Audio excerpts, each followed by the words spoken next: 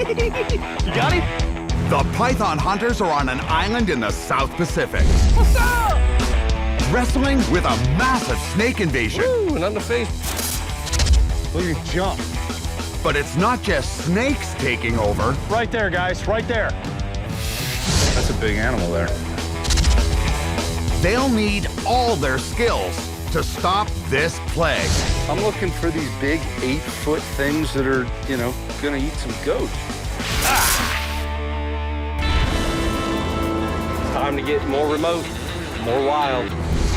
They're on a global mission to protect the planet's snakes and other reptiles. Biologist, venomous snake expert, and croc specialist Sean Heflick. Ever since I was young, I've been mesmerized by reptiles. Law enforcement officer and reptile breeder Greg Graziani. I'm committed to the education and conservation of reptiles. And designer reptile breeder Michael Cole. I've been handling snakes since I was 4, but I have a special passion for pythons. Fighting the fear of the fang. They are the Python Hunters.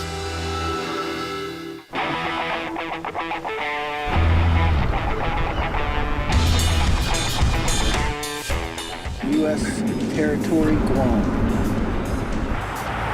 That is beautiful. My own island, I'm gonna have a view like that.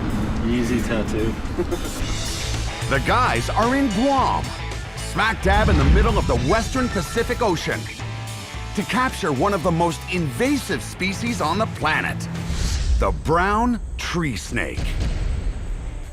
If you are looking for the perfect place for an invasion of tree snakes, this is it. It's the perfect jungle habitat. It's got food sources, it's got ground birds, it's got lizards. Guam would be the perfect place. Estimates put the island's tree snake population at a staggering 12,000 per square kilometer. Everything I've seen in literature is just tons of snakes, people in cupboards and snakes coming out of them. I've heard other reports people can live here their whole lives and never see a snake, so the two of those don't mesh with me real well. I want to get around this island, and I want to see how many snakes we're finding. They find their first evidence of a snake invasion near the airport. There's a live rodent in there. Oh, yeah? Yeah, for bait. What's interesting, we've got these things lined on the airport fence. Don't want any of these snakes getting off this island and onto others and into Hawaii, because that's one of the ways this brown tree snake made it to this island, this military transport. In fact, World War II, massive quantities of military cargo, airplanes, ships were coming into port, and they were coming from areas that this brown tree snake was native to. And that's the injection event that put enough brown tree snakes here, they could reproduce and they could establish themselves as the apex predator on this island. Despite its name, this 1 to 2 meter long tree snake is extremely adaptable, living in open grasslands and around human settlements. Since these brown tree snakes are nocturnal, we're gonna have to come back out here, ride these fences at night, and just get an overall kind of sense as to what's going on.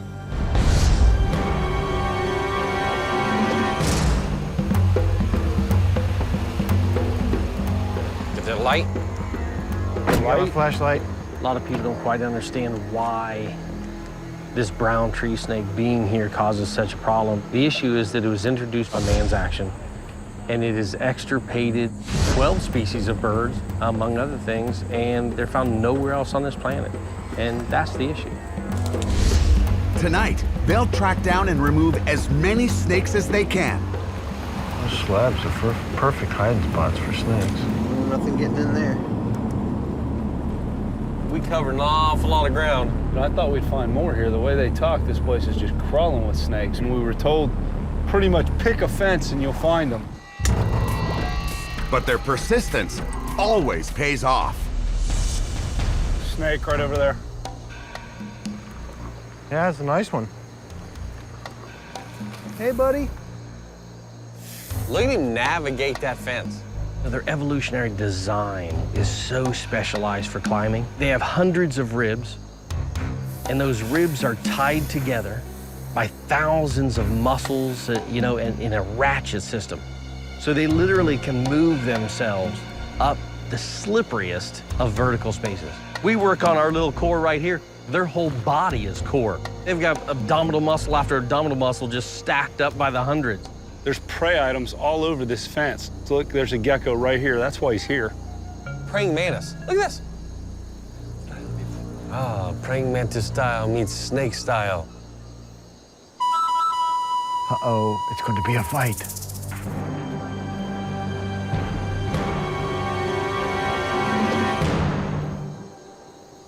Nope. Nope, he slides right under, stealthy like a snake. Look at the mantis. He's like, That was a close one. Man, don't come back or I'll kick your butt, man. Stuck through this one. Sean, What? let him do it. I want to see you get that snake off by yourself. Oh, come on. I think that's real hard, huh? Yeah, be careful. It'll break his neck. Reach up. Put your finger up there. Put your finger right up under that loop right there. Yeah. I don't want to get Just bit. like it just. Here, you go right ahead. Yeah, it's all yours. You want to get bit? No. See, I'm trying not to get bit. I know you don't care if you get bit because you know you're not allergic to it. But the brown tree snake does carry a mildly toxic venom. Oh, that's a good one. Oh, that's a good one right there. Matter of Jump fact, for, Sean. because his teeth went in under my cuticle. Look at this, some of the teeth marks on my nail. You know, that guy was a little spunky, had a go at me. And they are mildly venomous, but they're rear fanged. Not typically a big deal for humans. Maybe a little swelling, a little bit of pain. You know, if you're allergic to the enzymes, they can still put a hurting on you. I don't know if I'm allergic to the enzymes in this bite or not, so I don't want to find out. All right, let's bag this thing, go get another one. I don't want your blood all over the bag either. I thought you were getting it. It's my bag. Let's get some more.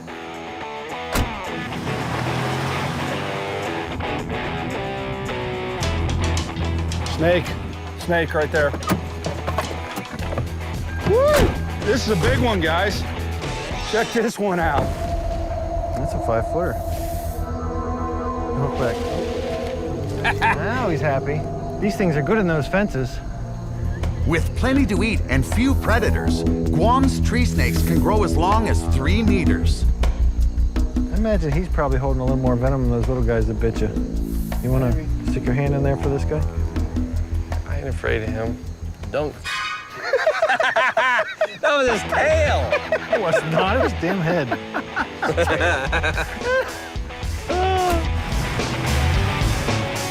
I'm a little disappointed. I mean, as much as we've heard about how many snakes are supposed to be on this island, I mean, 2 snakes, and we've been cruising around almost all night, hitting these fences. Be interesting to see what we get when we get with some people that are neck deep in this project. Well, like I said, we're just getting started, so we'll have to see. Onward and upward to infinity and beyond.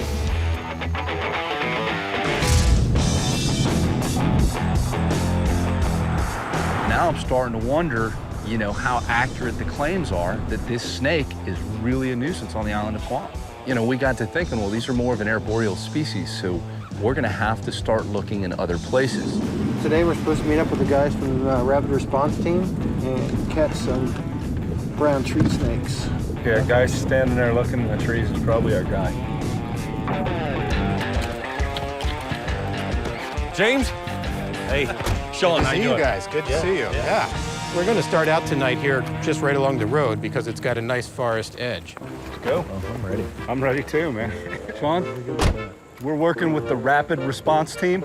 Well, see, I had to roll the window up from the cameraman who left it down. So what is our witching hour here? What's when we're just going to start seeing them? Their activity period seems to be half hour to an hour after sunset. So we're probably, 20 minutes to a half hour from when it starts getting really good to find these guys.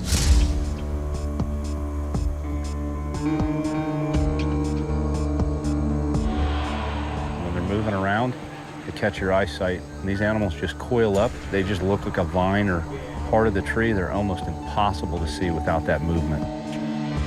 When you're in the bush looking up, you've got so much canopy and there's so much vines and it's so thick. Snake boys. Yeah? Yep, and we've got one. Look at him resting right there on that branch. Oh, yeah, I see him. And he's up there.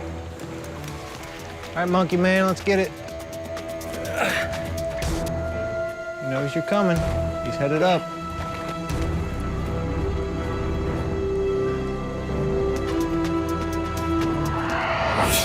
Not in the face, brother. He likes you a lot. Oh, there's a bite. First one of the night. All right, ready? Yep. You can just put them on the tongs. Don't even need to close them. Well, that's a good-looking snake. Whoa, hello, buddy. It's all yours, brother. Look at the eyes, just magnificent how large they are. You know, good indicator it's a nocturnal snake. It has to have like the largest eyes of any snake. Their bulging eyes give the brown tree snake a huge advantage for spotting prey in the dark. It is too bad that these guys are invasive because they are beautiful snakes. You got to appreciate, you know, just how pretty they are and how nimble they are in the trees, and pretty amazing. And as generalists, they can pretty much, bite me on my hand. No, come on now. Now you just He wants to chew. Now you're just trying to envenomate me. That's rude. Its toxin won't kill, but symptoms can range from dizziness to vomiting to severe infection. And Sean's taken multiple bites over several days. Is that bite bothering you at all? Nah, sting a little bit. Like a bee sting or? Kind of a stingy, itchy. As the night wears on, the action heats up. You guys, we got a snake over here on the ground. He looks rough. He's a bigger one.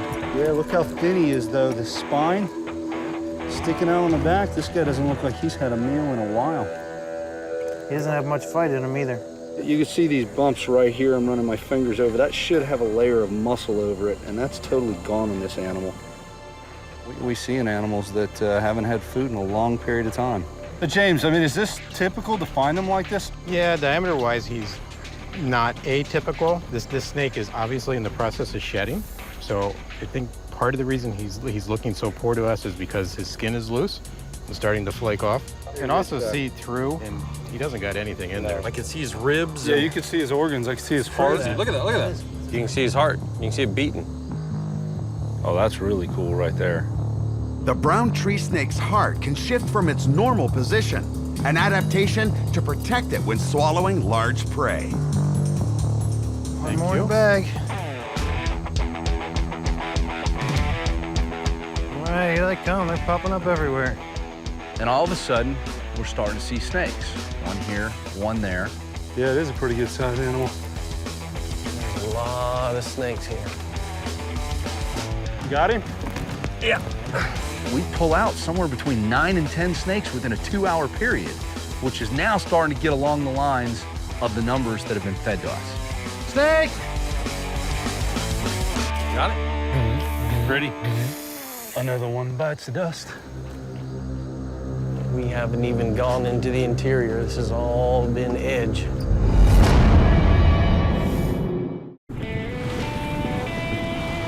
There's obviously a lot. I mean, we go out and find, 9, 10 snakes in one night. That wasn't even a night. That was just a couple of hours. Yeah. Where can you go in a 200-yard stretch down home and just walk up and down and catch 10 snakes? Yeah, 10 of the same species. They've seen the snake.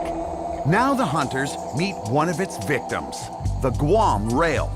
On Guam proper, there are absolutely no rails that exist still in the wild. They are extinct. So they've got this breeding population, but they cannot do reintroductions back into Guam at this point because they feel that the tree snake population is still too large and would just decimate all of the birds that they release. With no natural fear of snakes, the flightless rail was almost hunted to extinction in the 1980s by the brown tree snake.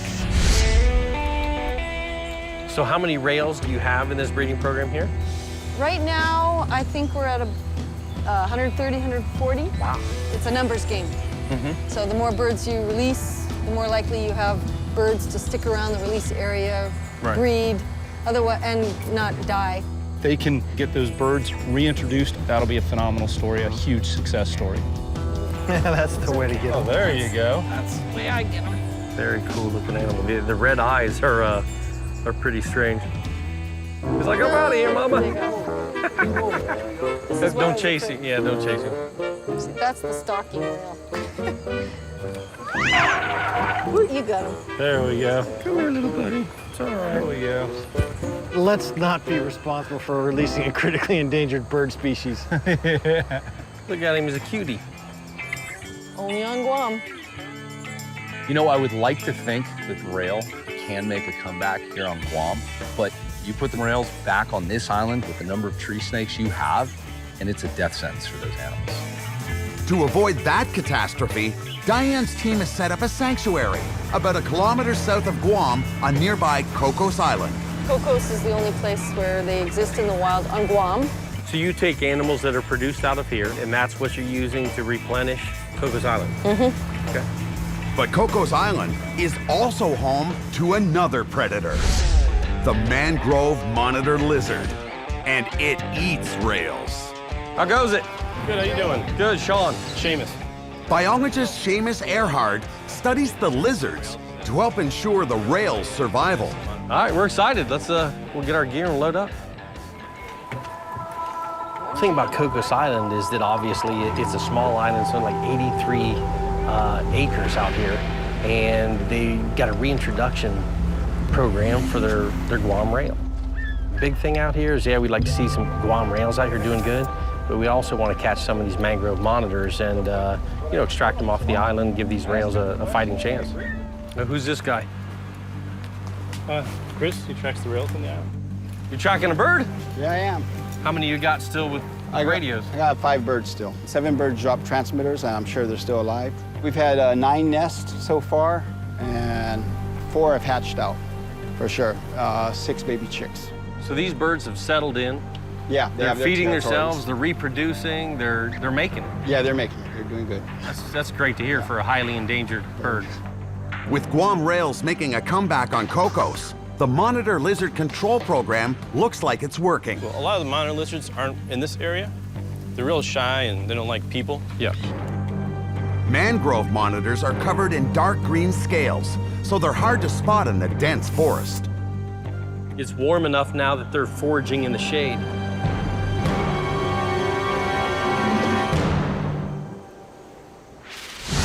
There's a monitor right over my back in the brush pile. In this brush pile right here? Yeah. What do you want? Run the back, run the back, run the back. He's heading that way, Mikey. Wait, he's 7 feet right in front of me on top of the brush. You gotta go deeper, Greg. You gotta go deeper. He's coming your to way, you, Mike. He's coming your way. Push He's coming to you. Get him! Get him! You got him? No. He's out. He's gone. Actually, my stick got in the way. I should have just grabbed him by hand. Hey, the good thing is they're moving. Let's see what we can get. You know, catching monitors is extremely difficult. I'll be surprised if we actually get a monitor here this afternoon. I mean, they're very elusive, they're very quick. Their camouflage is incredible. With no luck chasing them down, the hunters decide to check out some live traps. Ooh, look at this baby. Oh, there's 2. No lizards, but it is something native to the island. They're called coconut crabs because supposedly they can climb up a tree, flip a coconut off, go down and open it up. These guys have some of the strongest claws in the crab world. Unreal power behind those things. What's that? What's that? It never gets old. See how old it gets now. They'll climb right on the tree, man. Straight up a tree, man. Tree climbing crabs. There's sometimes monitors that are on the tree are hiding from you. If you hang back, when the guys walk past them, they can turn around the other side of the tree and they actually expose themselves to a person that they didn't see. Monitor right there, guys. Right there. He's moving. We want to try and snatch him.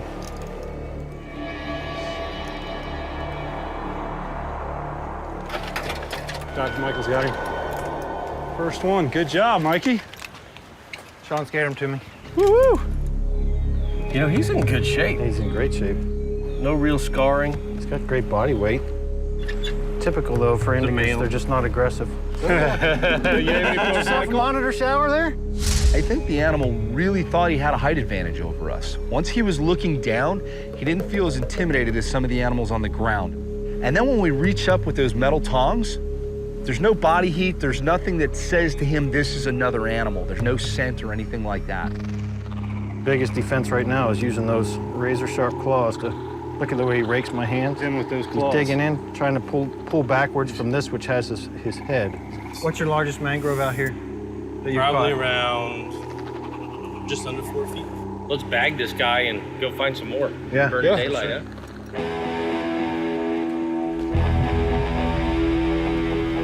Oh, Mikey's a lizard in this one. Cool. Got him? Look at him. Thanks. There you go. Yeah, that'll get him. Get me. He wants So. some. See this guy for a second. I Got don't it? trust you near my face, that's all. But, you know, one of the things we talked about with these lizards is how they got here. And there is a possibility of them coming over from the mainland. I mean, they're excellent swimmers. They're found around the water. And when you look at this tail here, it's really compressed like a crocodilian tail. These mangrove monitors are famous for not only being able to tolerate estuary or salt water, but also just to navigate waterways. They also have a special gland in the nasal area where they can secrete salt, so they can go through a marine environment and not dehydrate. And they eat fish. I found fish in their stomach contents. All right, let's get this guy bagged up and In quick. Like the tree snakes they collect, it's game over for these lizards. 2 in the bag. But the guys wonder if Cocos Island will ever be a safe haven for the Guam rail. You're maximum a kilometer off that island. It's close, and these guys are no strangers to swimming, you know? And just with the tide coming out, they could coast. There's a piece of the puzzle that needs solved. The story is like back in the late 80s or early 90s that there was a resort out here, and they had a nice little enclosure for an exhibit for tourists. And when the typhoons went through, that got demolished and released these monitors onto the island. It'd be interesting to get out here and maybe talk to some people that were here pre-typhoon and see if those monitors actually were here. Do you remember monitor lizards being on the island when you were a kid? Yes. Like approximately what year? 70s, maybe 70s. All right. If more monitors swim the short distance from Guam to Cocos Island, it could destroy the rail's comeback. going back to do a necropsy on a monitor, right? Yeah. Next, the guys want to know if the captured lizards have been eating rails.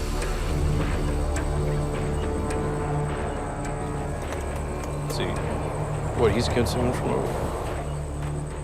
Is this a relatively large mangrove monitor for what you're typically taking off the island? This is actually one of the larger ones that we have out there. And he's real healthy. You can tell by the stomach and the other ways by the circumference of the tail. It's A thick. lot of meat on him. He's a healthy boy. Every lizard removed from Cocos Island undergoes a stomach content analysis. There's huge value to a necropsy. I mean, we find out what these animals are eating. And for me, even on the invasive side of stuff, back in mainland habitats, the necropsies have proven that these animals are not as devastating as some of the projections that other biologists have. Number one thing we're looking for are rail eggs or rail feathers. The other thing we're looking for is turtle eggs, because green sea turtle lays eggs out there and nests, and these guys are notorious for raiding turtle nests. They're ready. There we go, crab claw. What you're seeing is the fact that this monitor is a generalist, and they'll eat about anything they can get in their mouths. And, you know, they'll scavenge for human waste. They'll eat, you know, other reptile eggs, bird eggs, small birds. This is the fun part. This is where the feces is. Heavily digested, so it smells horrible. I don't know, that's right up your alley. You jealous you can't play in that, or I am. you dying to get in there? Serving up a little poo-poo platter for the flies there. Yeah, that's the stuff Mikey likes right there, that thick gray rotting stuff. I like my monitors a lot.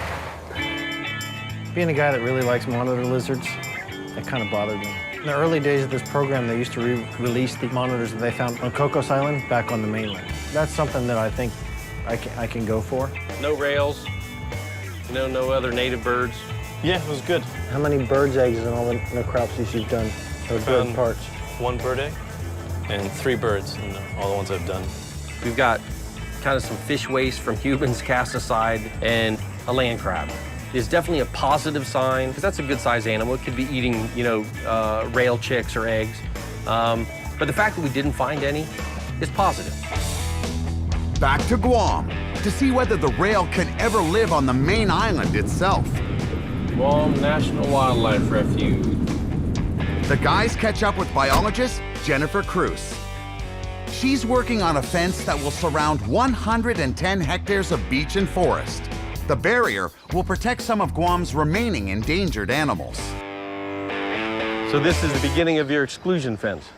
Yeah, this is the part, it actually wraps around to the other side of the building and will extend all the way to the beach. Putting up the fence is only part of the problem. You've got a whole bunch of animals in that circle that got to be removed. You know, we probably won't be able to eradicate all of the snakes, because as you guys have seen, there are millions of snakes on this island, but we can at least maybe control them.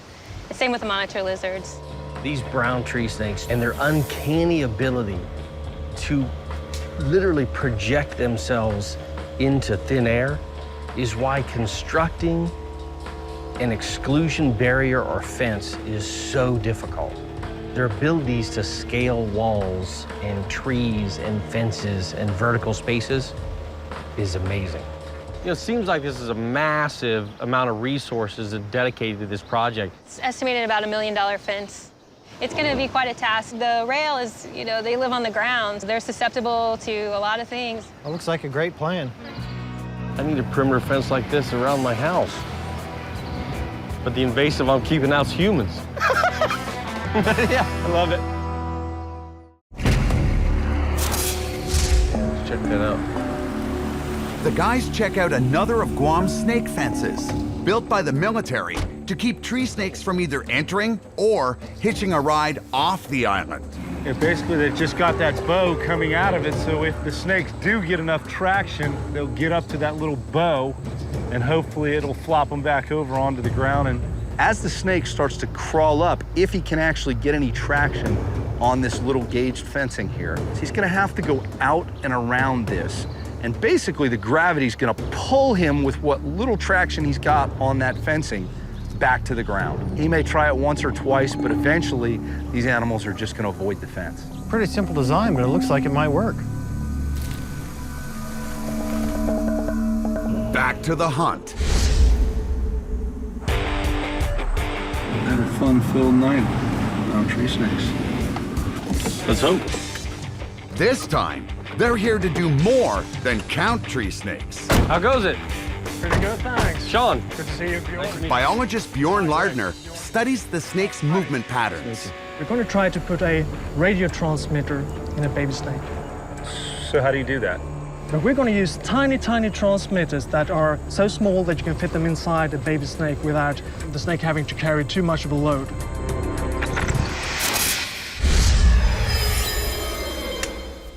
We're going to stuff a transmitter into this dead gecko. This tiny transmitter weighs only a gram. So here we've got a transmitter gecko ready to be eaten by a snake. So the Trojan gecko. Yeah. All right, now comes the hard part. We've got to find a snake. And get it to eat that gecko. I don't know, after last night, might not be such a hard thing to do. Remember that tonight we're only looking for the small guys. Any snake that is larger than roughly 3 feet total length, that is not a snake we want to transmit it tonight. Wind whipping through here with the trees moving makes it even that much harder to see a snake moving in the tree, because what we're looking for is movement as these snakes search around for their prey items. And I mean, we had a lot stacked against us tonight. Looking for pretty small juveniles. They don't typically find them on the ground, so it's one area that we can forego searching. This wind is a killer. You're gonna have to actually catch the glint of the snake or the coloration or just the body form. It doesn't take long for the Python Hunter's snake radar to kick in. Guys, we got a snake over here on the ground. It's got to be a big one. It's on the ground. So how long is that? About twice what you need, huh? Too big for my needs. All right, bag him and keep going. If you guys want another one, there's one down here. A little bit too big for our needs, but he's out of range. It's not possible to transmitter him while he's down there. We've been able to catch plenty of adults, but we need a juvenile to swallow this tracker so we can follow its movements through the forest. Crap, is it a cyclone? To Despite the impending storm, the guys' search moves deeper into the jungle. Thorn bushes, spider webs.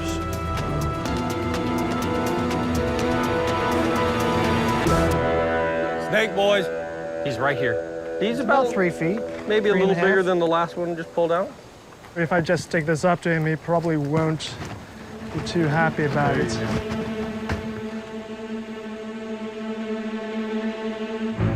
Didn't take. Matter of fact, he ran from it. Tag it and bag Testing it. for a bag. And they might be getting exactly what we want, but we're getting rid of more snakes. Snake! Another brush pile snake. Yeah. What size is it? Big. Look at those big eyes. Perfect for hunting at night. Oh, another one for the bag. 5 and 40 minutes. We're heading to beat last night's record.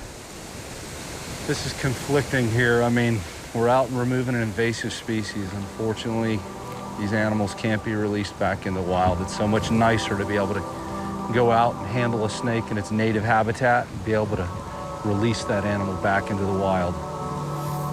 This is not what we like to do here. We're getting tired of yelling out snake, man. I hear you. There's another one right up the road there. I think they've gotten a tree. Might actually be receptible to the idea of offering him the gecko. Let's see if we can sneak up there carefully, very gently. Careful now. He's looking at it. Yeah, he's definitely eyeballing it. How's that shoulder burn? I just hope I don't drop it. Oh, doesn't look good. Should have struck by now. Yeah, he's definitely eyeballing it. Yeah, he's looking at it. So I think he's trying to find the head of the lizard. Yeah.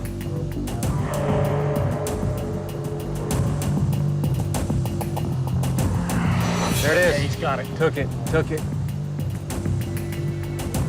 Nice. Awesome. Nice. Look at that. Good job. Perfect, man. Yeah, it was pretty cool. When it took that gecko and you were dead on the front, you could see it alternate those upper jaws left and right, and just take that gecko back, you know, and including the transmitter. So be good to get some data on this guy, see what's going on with him. This is science we love. Gadgets, snakes, lizards, transmitters. I didn't think we would get a snake to take the gecko. I would have lost money on this. Well, But, it's always easier when they're up because they don't seem to be as disturbed by your presence Right. when you're below them. Right. That's something you rarely ever see in the wild. I mean, obviously, we held the gecko up there for him to eat. But anytime you come across this snake, you know, even in the Everglades, we come across a little ribbon snake eating a frog. It's almost unimaginable to a person to understand an animal that can, with no arms or legs, engulf something almost, you know, twice the size around as what it is. It's just incredible to watch. Yeah, missed all the fun. Yeah, you're kind of late to the party, brother. The snake has taken the gecko, eaten the gecko, and wandered off. Awesome. Where were you?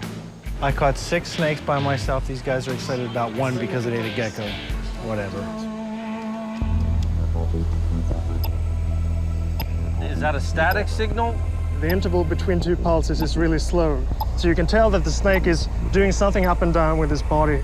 I mean, one night's worth of recordings, you have about 30 or 35,000 sound pulses like this. It's just sitting flat with the same pulse rate. You know the snake is not moving around. We actually fed him right here. Bjorn leaves his radio receiver near the spot where the snake fed on the gecko. Over the next 24 hours, the receiver will track the snake's movements for later analysis. In the morning. Mission accomplished. We finally got a snake to eat our gecko. But there's always time for one more snake catch. Better hope that's not the same one. You're gonna mess up all this data. That's way bigger. That's way bigger. Use your tongs. I think I'm going to quit walking around looking for these guys because if you stay in the same place long enough, another one will just come along. The next day, the guys check out another of Guam's destructive invasive species, the wild hog. Hello, guys. Hey. Welcome to Guam. Feral pigs are a problem in any environment that they get released into. On an island especially, they've got no predators, so they're out there, they're digging up the native plants. Somewhere between 30 and 50% of those plants are being dug up and killed by the pigs digging at the roots. So we're here to look for some hogs? Yeah, we hear you've got a similar problem to what we have back in Florida, a bunch of feral hogs. Actually, right now is a really bad time. I'm gonna show you some samples in my truck. Yeah. These are some of the wild pigs that we've taken out in the past couple months here. You know what the weight was on this? That's about 245. That's a big animal there. Yeah. Structurally, that hog is way bigger than our Florida hogs. Look how long the actual tusk is. I mean, that's anchored in the jaw, and you can see why the tusk is so powerful, because it's got a huge, huge root system that anchors into that jaw. A couple of guys got injured with that. They'll go right through your legs and take your thigh meat with you. The most dangerous is the sows that are the white with black spots. They're notorious for running down humans. They're not afraid of the humans. This is last night's digging. Fresh. This wasn't here yesterday. They got like 5 pigs out eating the feed for the animals. Look at that monster back there just watching. These are his kids. As it happens, these pigs here, they're so used to landowners feeding the goats, they just start coming around. Nah, it's amazing. They're just integrating themselves. They're gonna take the food right out of these goats' mouths. Pigs eat first, goats wait in line. For every pig you kill, it's at least 20 pigs born. They're just rapidly producing. It's too fast.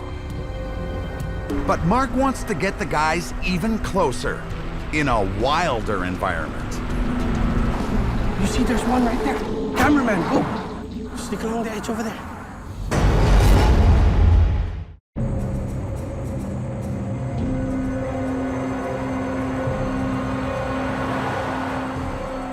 This is just one example of why they're so dangerous.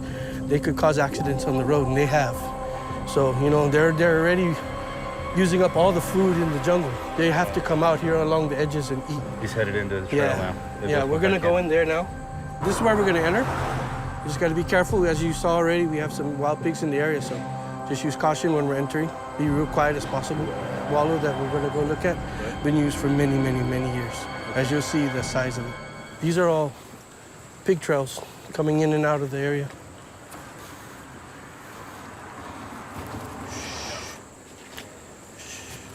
So this is where we're going in.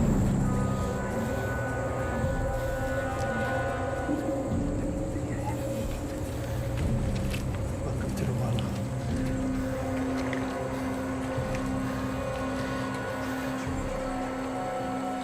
Yeah, I see it, yeah. There's one right over there. Oh, that's a white and black one. See, that's the one I told you about. That's really dangerous. Yeah, this is the time that they start moving around. They come into this wallow before they go back, start digging for food. This is their feeding time. So they'll feed all the way till late in the night, early in the morning, and then they'll start bedding down till the next day. It's obviously that this wallow is sustaining a huge population. Yes. Yeah, so in the proximity to the highway, you know, it's a big danger. It's just mud. It's hog shit is what it is. Sometimes you leave your shoes behind. You get them in the spring. Yeah. Let's roll. They're off to check out yet another species that's put Guam's ecosystem into a tailspin.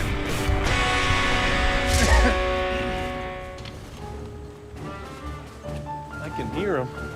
Yeah? Where he's at, yeah. They've been up close with some of the island's biggest invasives. But when it comes to rampant destruction, they know size doesn't matter. We're going to meet this guy named Roland, and they have a rhinoceros beetle project. First you think, you know, little beetles, what can they do? But, you know, it's the small stuff sometimes that makes a huge impact. You're talking about an animal that has the possibilities of just destroying all the coconut trees on an island. They're hard at work already. When you look at those coconut palms, you can tell beetles are in them. Telltale signs, which the wedge cuts on the fronds. They start to look unhealthy, it's a little scraggly. So gentlemen, if you come this way, Here's a nice representation of the kind of damage caused by the coconut rhinoceros beetle. But these on the backside are just so bad. And if you take a look at the tree behind you, that's what they end up looking like. Heard you got a chainsaw here. We're gonna break it out and see if we can find some rhino beetles up in the top of these coconut trees. Let's save some forest, man. One coconut tree at a time. Guys, step back. He's gonna chopping down hundreds of infected trees is a crucial step in stopping the beetle population's rapid growth.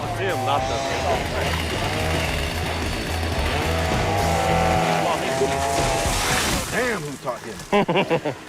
Like a pro. That there is a rhino beetle hole. What are the adults coming in to get out of this top of this tree? They go in and they are feeding on the sap, on the tree sap. That's sugar water. Let's clean this up and see if any beetles are home. You know, a lot of people say, well, big deal if coconut palms go extinct on the island, but one, that provides homes or potential homes for other, wildlife. And the fact that the coconut palms are also tied to traditional use. Oh, right there. Look at that. Right there. There you go. Somebody was home. Look at all the damage that he's caused. Look at that. Look at the size of that hole. Those are multiple hits. You see the devastation that a little beetle can do. We've gone all over the place and seen similar beetles, similar larvae, and no devastation, but they've got the other predators. So there he is, the big, bad rhino beetle, the devastator of coconut groves. When was the beetle first noticed on the island? It was first discovered in 2007 at a wedding chapel doing laps in a swimming pool. And by the time we found it and we went around the area and did a delimiting survey, there was already breeding occurring. Look at that, gentlemen. Grubs. There you go. Boom. Yeah, look at that. The coconut rhinoceros beetle larvae. Baby beetles develop over 200 days. But even as larvae, the damage they inflict is devastating. Look at that. Here's two. We've picked in a stump, I can pull out 100 grubs. Wow. Oh, that's an insane number. If we fail on Guam to eradicate this, that puts Hawaii, the United States, and New Zealand and Australia at risk because of all the commerce that goes in between the area.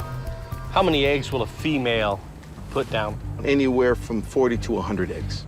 With no avian predators or any other natural predators here, this rhinoceros beetle is reproducing exponentially. Without a doubt.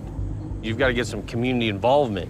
Get the humans on this island involved in a little bit of culinary arts. I'm a beetle larva expert for eating and taste, and this one is looking kind of tasty. I'm gonna give it a go. You think so? Yeah, we're gonna try I'd it. like to see that. It gets head on there. Take the head off. But then you got to give it a roll, right? You got to get a little bit of the palm out.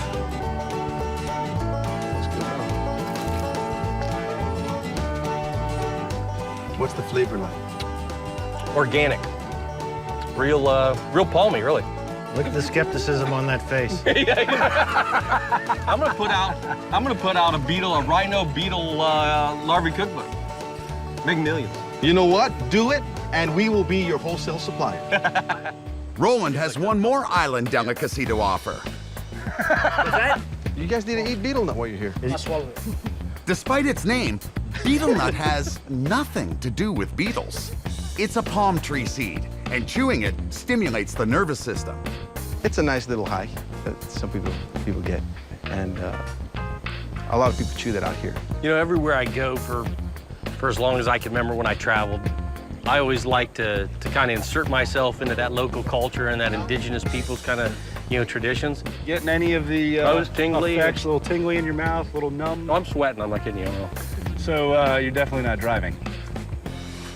Probably not. But Sean's beetle nut experience takes an unexpected turn. Harry!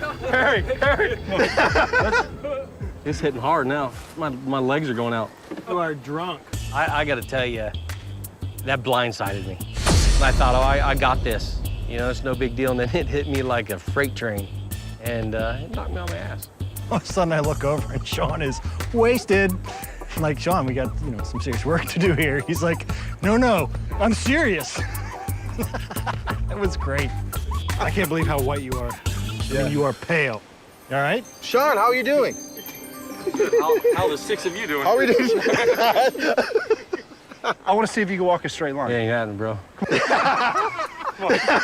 So now we can actually say the Beetle knocked you on your ass. It did, too. It did. In about 2 minutes, it kicked my ass, and I'm solid now. It's amazing, you know, how everything is intertwined and entangled and is a web. When the brown tree snake comes in, they decimate the bird life on the island. The beetle comes into that vacuum where they've got no predators, and they explode. Nature doesn't like a vacuum, and they'll fill it any way they can. And that's what happened.